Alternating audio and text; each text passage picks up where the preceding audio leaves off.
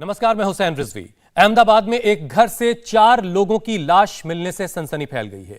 ये चारों शव 4 दिन से एक ही घर के अंदर थे और बाहर से मकान बंद था। मामला विराटनगर की दिव्य प्रभा सोसाइटी का है।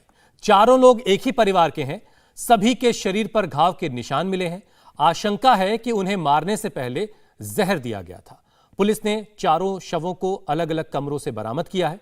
मरने वालों में सोनल मराठी, प्रगति मराठी, गणेश और सुभद्रा मराठी शामिल हैं, जबकि घर के मुखिया विनोद मराठी गायब हैं। पोस्टमार्टम रिपोर्ट के बाद ही अब मौत की असली वजहों का खुलासा हो पाएगा। पुलिस ने हत्या के एंगल से जांच शुरू कर दी है। तो ये अहमदाबाद की ये खबर, जहां पर एक ही परिवार के 4 शव घर के अंदर 4 दिनों से पड़े हुए थे और इसके बाद पुलिस को इस बात की खबर मिली और पुलिस ने घर जाकर के अनलॉक किया तो अंदर से 4 शव अलग अलग कमरों से मिले हैं और जो मुखिया है परिवार का वो गायब बताया जा रहा है। सोनल मराठी की मां के मुताबिक पूरा परिवार करीब 2 हफ्ते पहले ही इस घर में शिफ्ट हुआ था, लेकिन 26 मार्च को जब पूरा परिवार एक साथ जुटा तो पारिवारिक झगड़ा कुछ हुआ और शायद इसी दिन हत्याकांड को अंजाम दिया गया। हमारे संवाददाता निर्णय कपूर ने एक रिपोर्ट भेजी है, आप देखिए उसे। अहमदाबाद के औढ़व इलाके में स्थित दिव्य प्रभा सोसाइटी का ये वही 20-30 नंबर का मकान है जहां पे ये 4 लाशें, एक ही परिवार की 4 लाशें 4 दिनों तक यूं ही बंद रही और सड़ती रहीं। किसी को इसके बारे में पता नहीं चला। हालांकि पुलिस कंप्लेंट लॉन्च करवाई गई थी मिसिंग की, और जिसके बाद जब पुलिस यहां पहुंची तो देखा कि मकान जो है वो पूरी तरह बंद पड़ा हुआ है। और यहाँ पहले जो खिड़की है, पुलिस कांस्टेबल ने आकर के खिड़की खोल के देखा तो अंदर से बदबू आ रही थी और लाशें पड़ी हुई थी। और फिर उसके बाद जो दरवाज़ा है उसको तोड़ करके बाकायदा पुलिस अंदर एंटर हुई तो देखा पहले कमरे में 2 लाशें पड़ी हुई हैं और उसके बाद एक लाश बाथरूम में है और एक लाश पीछे के कमरे में पड़ी हुई है। और आपको बता दें कि मकान पूरी तरह बंद था और मकान का जो मालिक है यानी परिवार का मुखिया विनोद मराठी वो गायब है।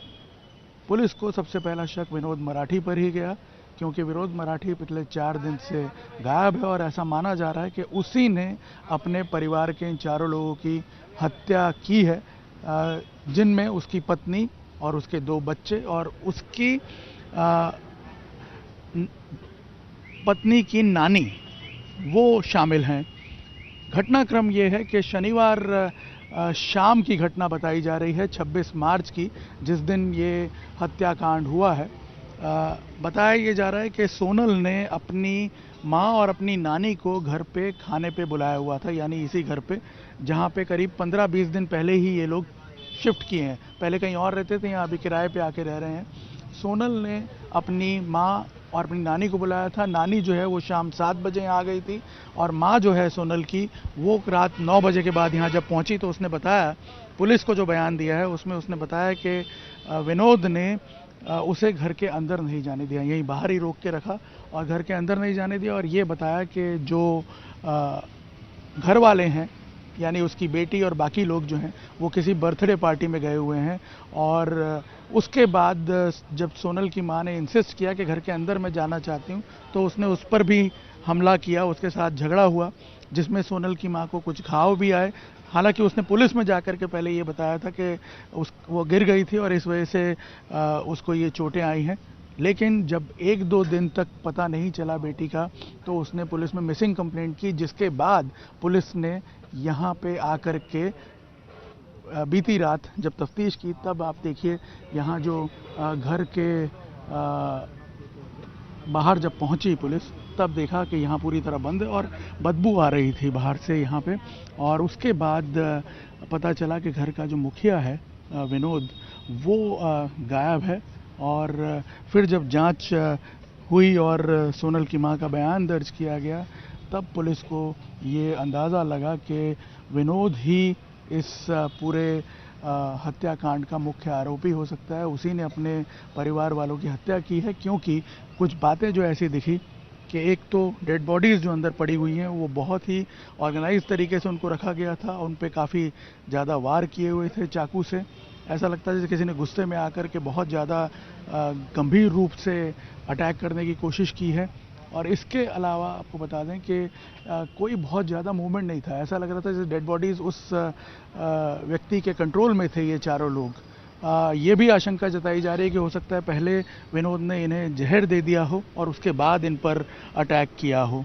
कारण क्या था ये पता नहीं चल पा रहा है, लेकिन पुलिस का प्राइमरी यह मानना है कि हो सकता है सोनल की मां की एक प्रॉपर्टी है जिसको लेकर के कोई डिस्प्यूट हो, लेकिन उसके बारे में अभी कुछ नहीं कहा जा सकता। लेकिन इतना ज़रूर पुलिस कह रही है कि जिस तरह से ये हत्याएं हुई हैं, विनोद ने काफ़ी प्लानिंग के साथ इनको मारा है, क्योंकि जिस तरह से वो भागा है और उसके बाद उसने अपनी माँ को सांगली में फ़ोन करके ये बताया कि सब कुछ बर्बाद हो गया है और मैं अपनी जान बचा कर के यहाँ से भागा हूँ और घर पे किसी ने अटैक कर दिया है और बाकी घर वाले सब मर चुके हैं, पूरा घर तबाह हो गया है, मैं किसी तरह अपनी जान बचा कर के भागा हूँ। ये जो बातें सामने आई हैं पुलिस के, ऐसा लग रहा है कि विनोद ने पहले से प्लान किया हुआ था। हालांकि जो आसपास के लोग हैं वो ये बताते हैं कि परिवार वाले 15-20 दिन पहले आए थे, ज़्यादा तो नहीं जानते उनके बारे में, लेकिन उनके बीच में कोई ऐसा डिस्प्यूट बहुत ज़्यादा नज़र आता नहीं था। पुलिस फिलहाल विनोद को लोकेट करने की कोशिश कर रही है और बाकी लोगों के बयान दर्ज कर रही है ताकि पूरी कहानी पर से पर्दा उठ सके कि आखिर रियल वजह क्या थी। कैमरामैन अमित राठौड़ के साथ निर्णय कपूर, इंडिया टीवी, अहमदाबाद। इस मर्डर मिस्ट्री का खुलासा तो पुलिस की जांच के बाद ही सामने आ पाएगा, लेकिन शुरुआती जांच में शक की सुई घर के मुखिया विनोद मराठी की तरफ इशारा कर रही है। मरने वालों में विनोद मराठी की पत्नी सोनल, बेटी प्रगति, बेटा गणेश और मां सुभद्रा शामिल हैं। पुलिस को शक है कि पारिवारिक झगड़े में इस हत्याकांड को अंजाम दिया गया होगा। ज्वाइंट कमिश्नर गौतम परमार ने बताया कि शुरुआती जांच में हत्या का मामला लग रहा है, लेकिन मौत की असली वजह का खुलासा पोस्टमार्टम की रिपोर्ट के बाद ही हो पाएगा। ઓઢવ પોલીસ સ્ટેશન વિસ્તારનો વિરાટનગર એરિયામાં આ ઘટના ઘટી છે, જેમાં અત્યારે એક ઘરમાંથી બંધ ઘરમાંથી 4 મૃતદેહો મળી આવ્યા છે। પૂરતો બનાવ હત્યાનો જણાઈ રહ્યો છે અને હજી વધારે તપાસ અમે કરી રહ્યા છીએ। મૃતકમાં જે નામો અમને મળ્યા છે એમાં સોનલબેન છે, જે અહીંના એમના પતિનું નામ વિનોદભાઈ છે, સોનલબેન છે, એમની દીકરી છે પ્રગતિબેન, એમનો દીકરો ગણેશભાઈ છે અને બીજા સુભદ્રાબેન, આ 4 લોકોની ડેડ બોડી મળી છે। ડેડ બોડીમાં ઘણા બધા ઘાવ છે, એકવાર પોસ્ટમોર્ટમ રિપોર્ટ પણ આવી જવા દો તો અમને ખબર પડશે કે ખરેખર કેવી રીતે। इंडिया टीवी हर वक्त हर जगह डाउनलोड करने के लिए सर्च करें India TV news Google play store या ऐप स्टोर पर।